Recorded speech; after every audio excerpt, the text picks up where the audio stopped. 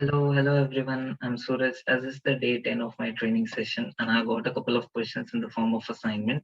So let's just quickly dive into it. So the first question here is pick a login screen of taskforce.com and write all possible scenarios. Basically, the taskforce is a website which will be automating a multiple YouTube channels. So yes, moving on to the scenarios. This is the test scenarios for the login page of the taskforce.com.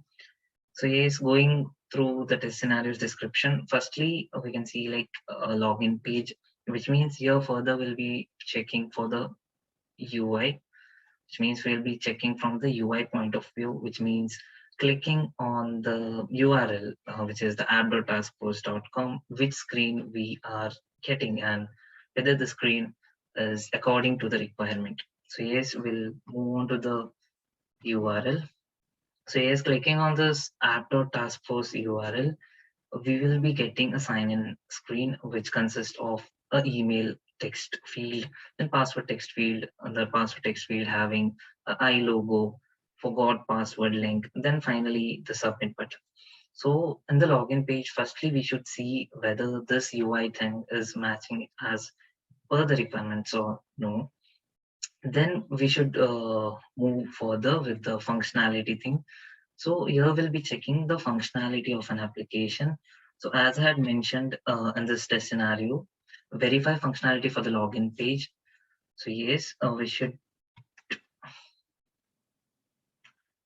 So yes, while verifying the functionality, firstly we can just do a smoke testing. Like we should just enter the valid things, valid email, valid password, and hit submit button, and we should check whether we are able to see the home screen of the taskforce.com.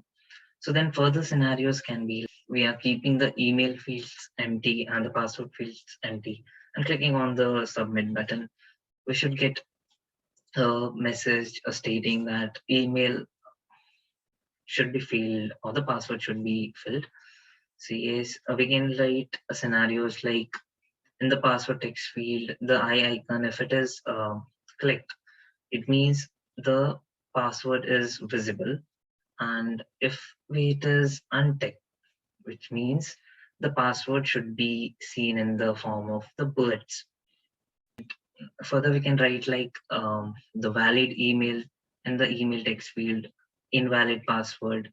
Then we should get a message stating that the password or the email is incorrect. Then similarly, we should keep the password field empty and we should just enter the email and hit the submit button. So it should direct the same message. So then we should check like clicking on forgot a password link. We should be directed to the forgot password page. These are few functionality of this sign in screen. So let's move on to the second question. Which test scenarios you will execute in case of smoke testing, sanity testing, retesting, regression testing, cross-browser testing, and user acceptance testing? So yes, firstly, when we are moving to the smoke testing here means we'll be testing the basic functionality of the application so that we can just check the build, whether this build is able to work further or able to test further.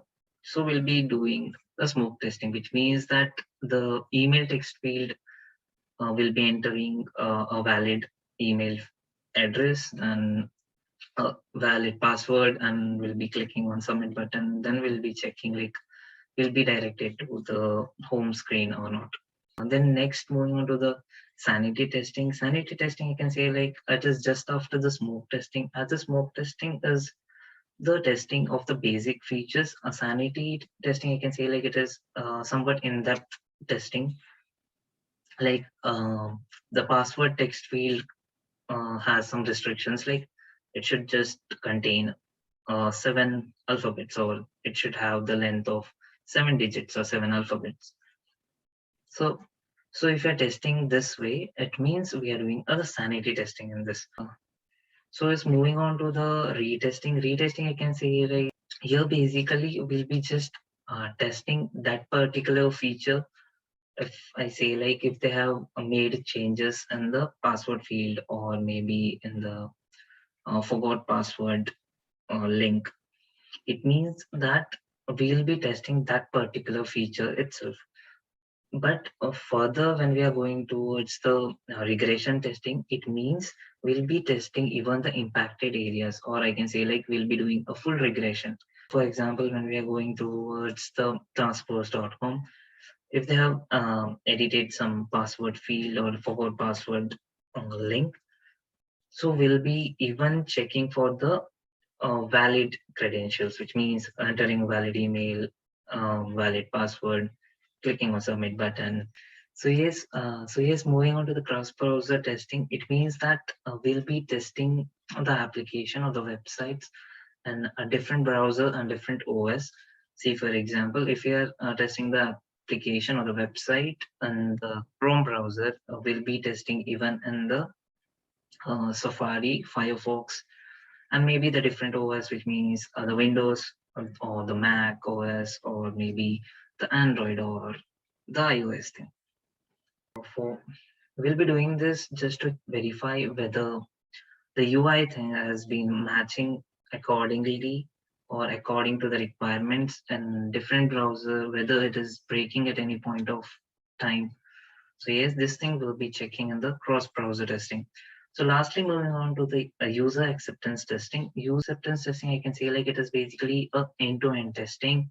Here we'll be navigating through all the features and we'll be checking whether the end feature is being working as expected or not.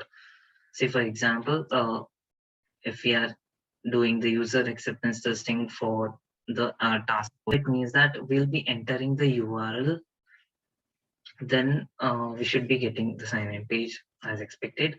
Then we'll be entering a valid email, valid password, click on submit button. Then we should be seeing the screen, which is the home screen of the task force. So yes, this is the user acceptance testing. Moving on to the last question, what is gray box testing? Explain with an example. So yes, gray box testing is basically a combination of white box testing and the black box testing. White box testing, which means that we'll be testing each and every line of code, or we can say like we'll be entering the inputs to the program or to the code, and we'll be getting the output. If it is matching, we'll be moving this.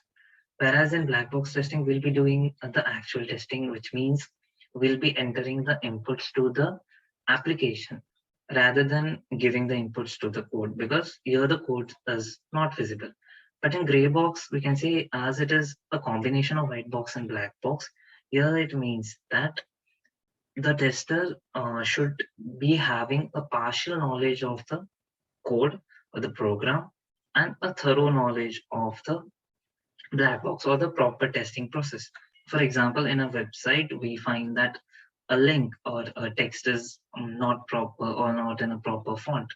So here we can just inspect the element or inspect that thing, and we can just find whether the font is being changed or whether the size is inappropriate, or maybe we can just change the text. Here it means that the tester has a knowledge or a partial knowledge of the programming, so that he'll be making few changes in the HTML text or the CSS text, which will be uh, accessible when we are clicking on the inspect element.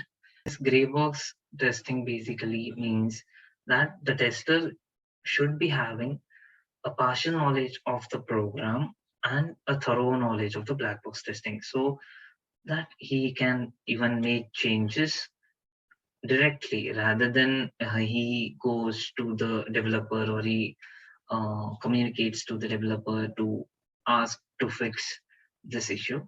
He can only fix at his end. So yes, thank you so much.